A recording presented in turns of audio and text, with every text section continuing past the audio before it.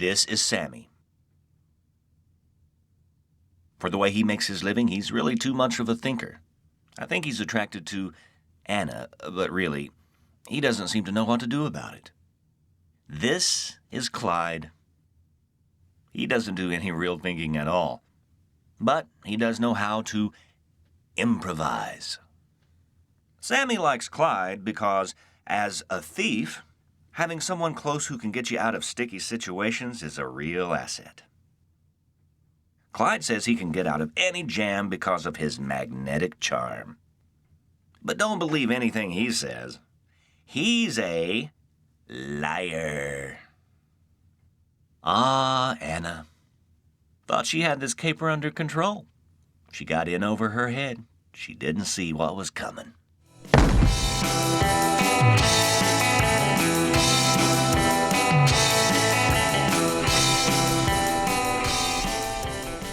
So, how big? Big. How much exactly? I don't know. You mean she didn't tell you? She's not sure. Then how do you know it's big? It's more than a lot. Can you trust her? Sure. Is she hot? What do you mean? What do you think I mean? What does that have to do with anything? She's cute.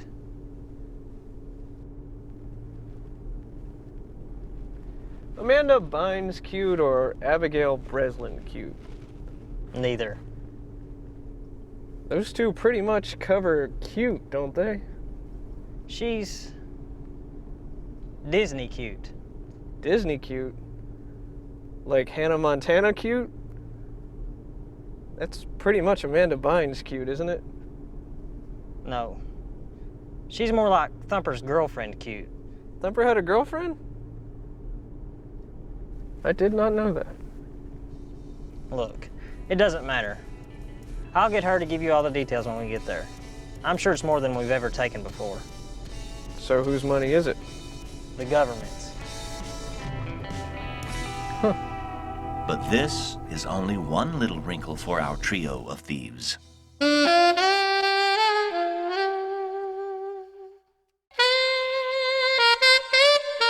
At the campus cafe, Sammy introduces Anna to Clyde. This is Disney cute? I think you'll find Anna's plan very interesting. We're gonna have a talk about this later.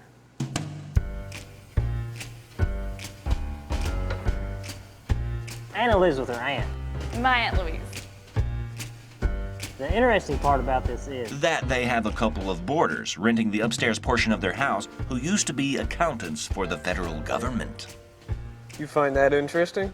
Anna here has reason to believe that they embezzled a substantial amount of money from the government before they quit. That is interesting. How much? A lot. How much is a lot? Enough to fill a pretty good sized suitcase with $100 bills. How much would that be? More than enough. $1 million? Maybe more. Are these guys dangerous? They're accountants. They go to the Masonic Lodge every Friday night. How'd you find out about the money? Well, I did something I probably shouldn't have. Aunt Louise told me never to do this, but... Anna conveyed to Clyde that her aunt had a cold one night and asked Anna to get her a tissue. Not finding one downstairs, Anna went upstairs into Mr. Stoltz's room. Even though she had strict instructions from her aunt never to go upstairs, there she found a tissue box. On the dresser, she also found her aunt's expensive trinket bowl. Why would Mr. Stoltz take her aunt's trinket bowl, she thought. It's a family heirloom. Then she noticed what she believed was her aunt's suitcase in the closet. Anna went into the closet, got out the suitcase to check. When she opened it, she found that it was stuffed with $100 bills.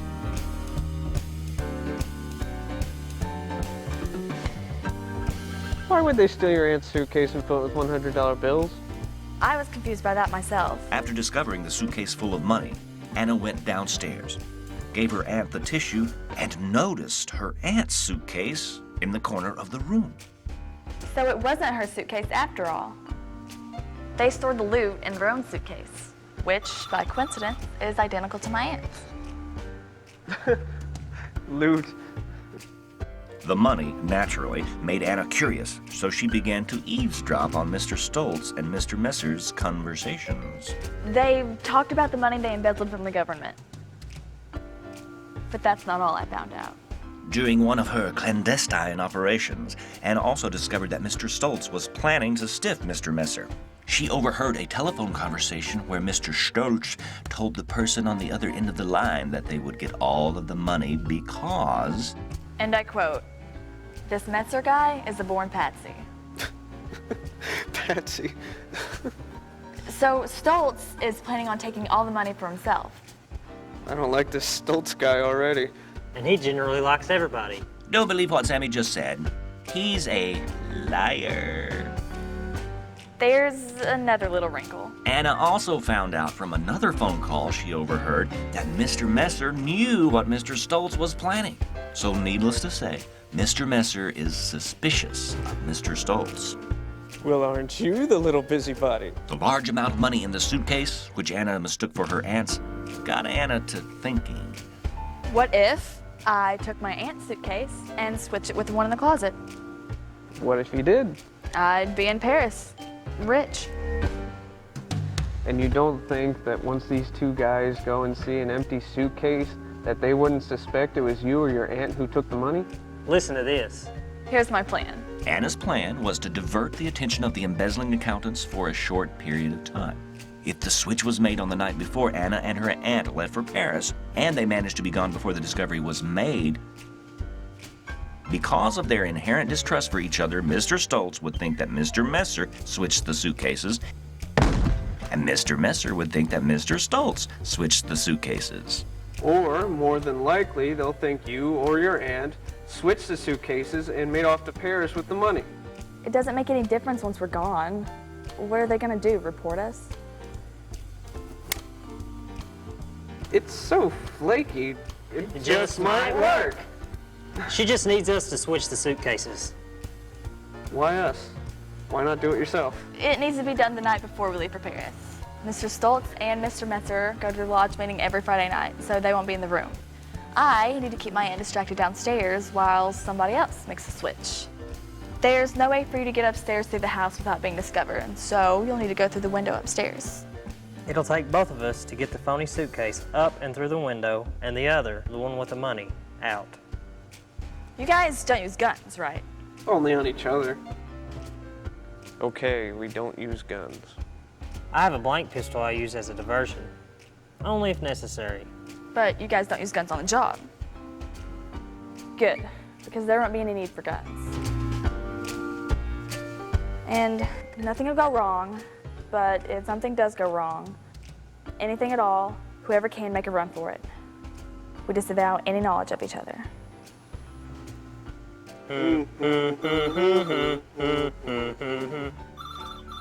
Who keeps calling you? My alarm. I set it to go off every 20 minutes. Keeps me alert. Pathetic, isn't it? Don't believe it. They're both liars. I'll meet up with you guys later Friday night. We'll split the money 3 ways and part company. The next day, I'll be off to Paris, and you guys go wherever it is that you guys go to. Sounds like a plan. Listen to this music. Makes me want to dance.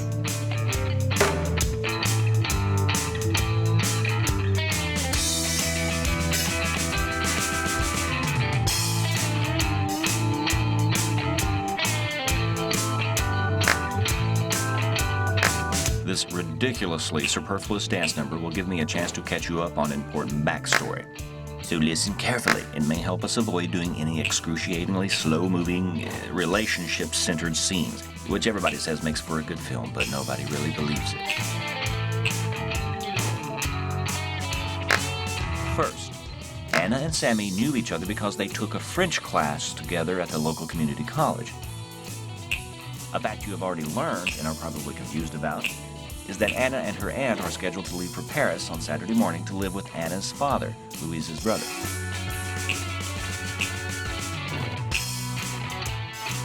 Anna was taking the class so she would be able to speak the language fluently when she moved to Paris. Sammy took the class because he thought it would be a cool way to meet chicks. And it worked. He met Anna. In an attempt to impress Anna, which could have done him in, Sammy revealed to Anna what he did for a living. It worked. Anna seemed impressed.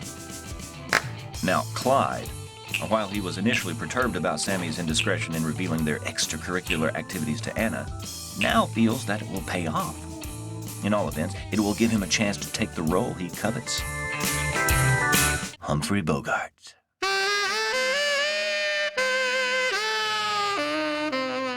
Here's looking at you, kid.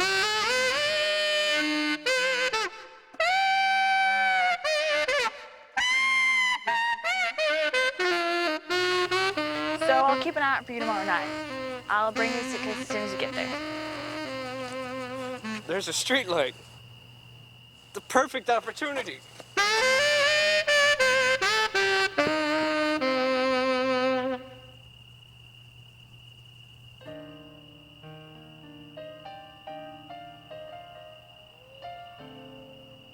So, you're off to Paris tomorrow night. Yeah, it'll be exciting.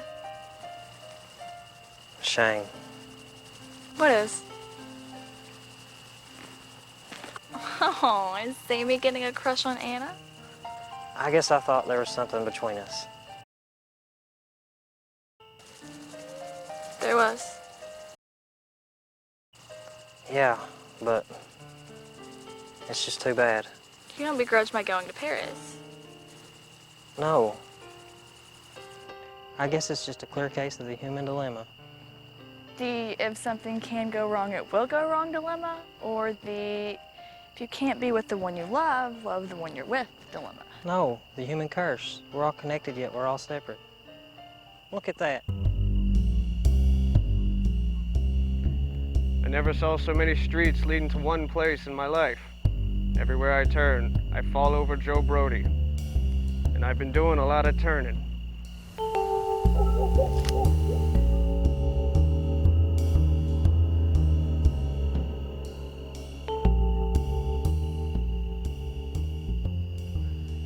What kind of gun do you carry, Spade? None. I don't like them all that much. Of course, there are a few at the office. You don't happen to have one here? You sure about that? Go ahead, turn the place upside down if you want. I won't squawk. Free Bogart. The Maltese Falcon. So you guys don't use guns? Good. Little ones we don't.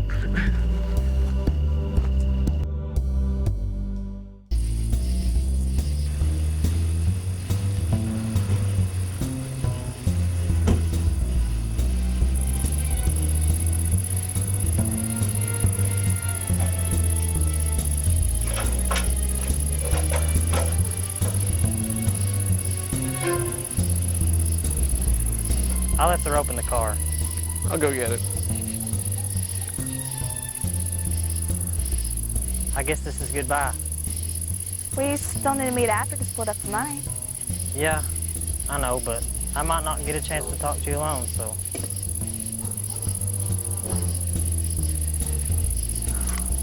I thought you weren't going to be using guns. It's not real anyway. I'll just hold on to this until after. Suit yourself. Tie this end to the case. I'll bring this end up there and pull it up. You don't have a gun, do you? Thought we'd been over this, sweetheart. Shouldn't you be in the house anyway? Don't worry, she fell asleep. What about after? What? Where should we meet to split up the money? Oh, right. The campus cafe. We'll meet up right after this. Okay. You know, if her aunt was asleep, she could have done this herself easy. How was she supposed to know her aunt would fall asleep? Tonight was the night this was going to happen. What do you care anyway? After tonight, you're going to be a rich man. Yeah. All right, here we go.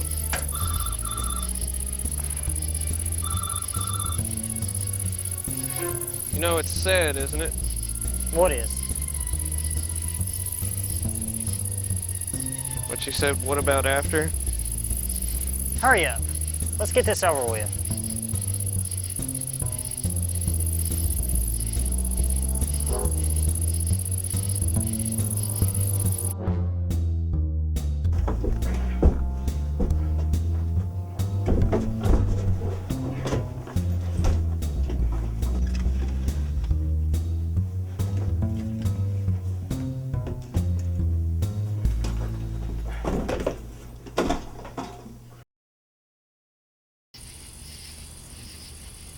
I guess that's it.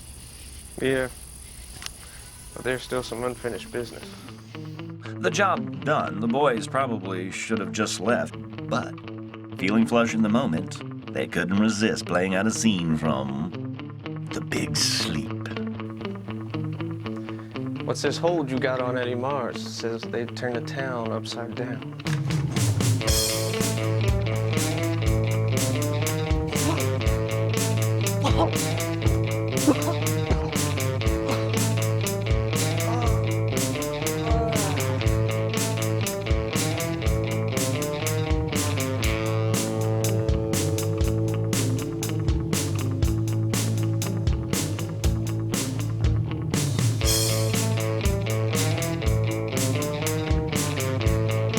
What are you doing in here? Cable man? Well, I think you'll find your cable functioning quite efficiently now, so I'll just be going. Stay where you are. I'm not giving you my gun.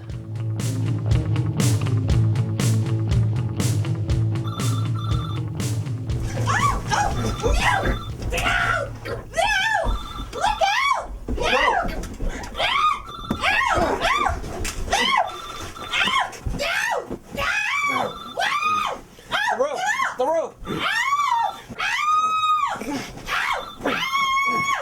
Just lay there and you won't get hurt!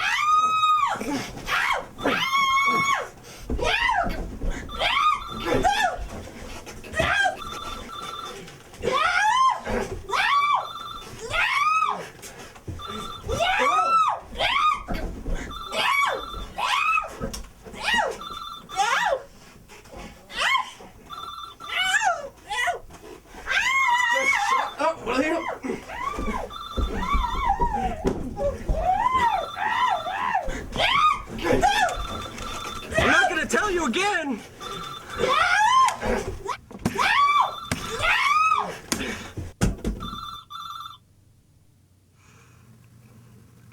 There, that's better.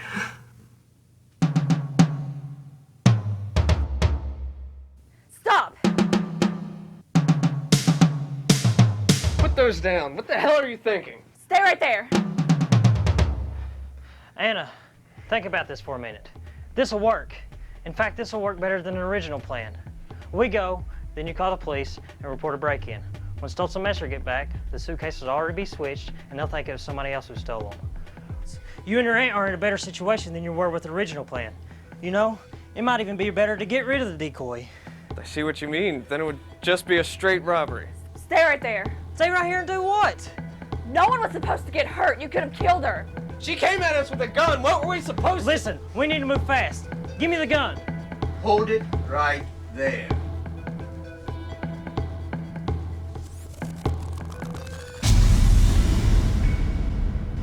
Mr. Stoltz, I presume. What are you doing in here? They broke in, Mr. Stoltz. I caught them. Keep your gun on them, Mr. Messer.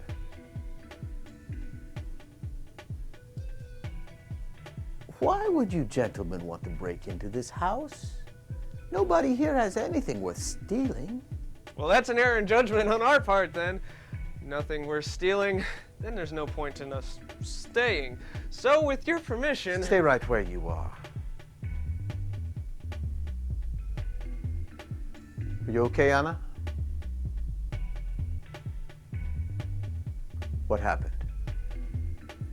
They tied up Aunt Louise and put her in the closet. In that closet?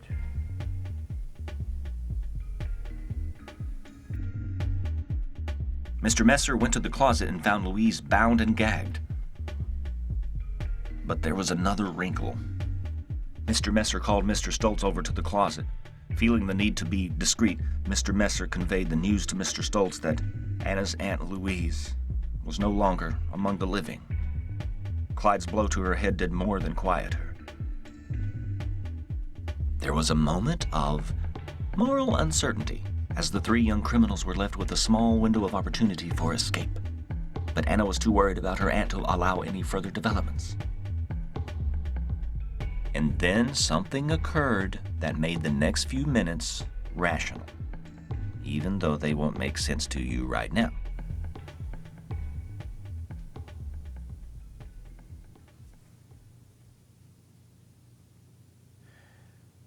Put down the guns, Anna. How is she? She'll be all right. Now, give me the guns. But what about the...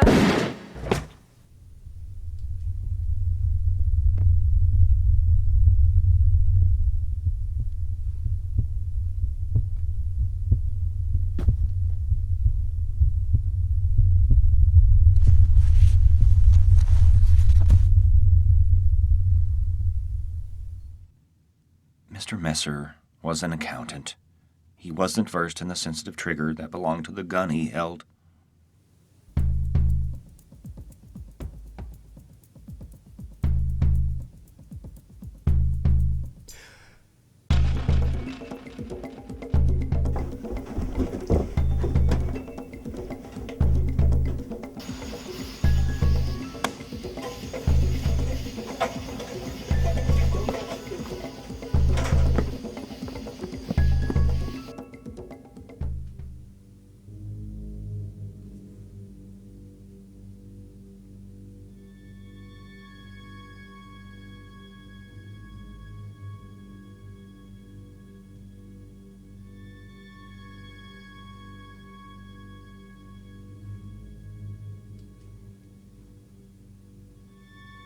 I know you are a little disoriented right now, Mr. Messer, but if you can take a longer view, I think you can come to realize that this works out better for us.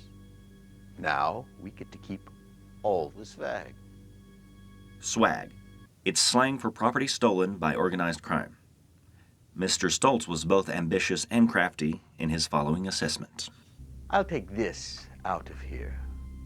You call the police and report the break-in. I will inform our associates of the robbery and give them a description of the men who stole the swag. I would advise you not to give the police an accurate description. We would not want the police to find them before our associates do. Meet me at the warehouse when you've got this taken care of. We will split the money there. As you can imagine, Mr. Stoltz departed with no intention of going to the warehouse. He left Mr. Messer holding the bag. As it turned out, literally. So, Mr. Stoltz drove away thinking that he had the swag. And the boys drove away thinking that they had the swag. When, in actuality,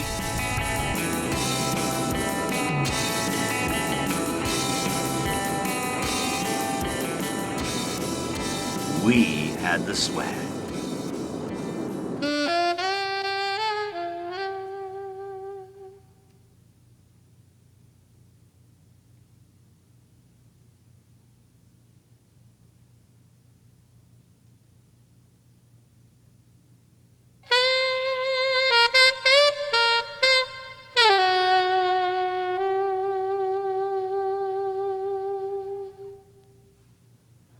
Do you think it's safe? They didn't really kill her, did they? Let's just say I had to improvise. Once I learned that Stoltz was planning on stiffing me out of my share of the take, I knew that my only chance was to find a way to get the entire swag away from him, leaving him holding the empty bag. But I had to find a way to make him think that he stiffed me, and then he ended up getting stiffed by someone else. So I decided to get in touch with Louise. Now, she's been in the confidence game for years and was looking for a way to get a big enough take to move her operation to Paris, along with her young protege, Anna. Stoltz gave me the task of finding a place in a little out-of-the-way town so we could lay low until we were sure that the swag was clean enough to turn over to the mob. Louise rented this old house and posed as a lonely woman looking for boarders, so Stoltz and I sublet the upstairs. Luckily, Anna was taking a French class at Summer Falls Community College, along with a thief she'd been casing for future reference. When she discovered that he had an accomplice, she knew that they could be played for our purposes. So Anna convinced them to help her with the old switcheroo, which she had to get her pigeons to think that they were stealing money from a couple of harmless accountants. Easy enough. There was, naturally, a third suitcase filled with newspaper that the ladies switched with the money before the boys got there. Anna would get the boys into the room, and they would switch the suitcase filled with newspaper with a suitcase filled with newspaper. Then, our thieves would get one of the decoys out of the picture. At just the right moment, Louise would enter with a gun and discover the thieves in the middle of their malfeasance and hold them there until we showed up. I was carrying a conveniently stowed blank pistol. Being a meek accountant, I would panic and shoot both Louise and Anna. Next, I would convince Stoltz that we should let the boys get away and take the fall for the murders and the missing swag. Neat. Except for the little wrinkle in the plan. We did not plan on Clyde ditching into the closet just before Louise entered with the gun. That called for a little improvisation. After the boys tied up Louise and stuffed her in the closet, Stoltz and I entered. Anna quickly revealed the change in plans. In a nifty little piece of improvisation, I told Stoltz that Louise was dead. That left only Anna to get out of the way. For as screwed up as things got, they resolved themselves swimmingly. After I shot Anna, the boys panicked and flew out of the window, saving me the work of convincing Stoltz to let them go. Hell, I didn't even need to lay it out for Stoltz. Even with the distracting aftermath, he put it all together without me having to say a word. So you see, Louise didn't have a cold and there was no tissue. There weren't two identical suitcases, there were three. I was not a meek accountant. Sammy isn't much of a thinker at all, and Clyde can't improvise. And I know I told you that Anna was in over her head and didn't see what was coming, but you shouldn't have listened to me. I'm a liar.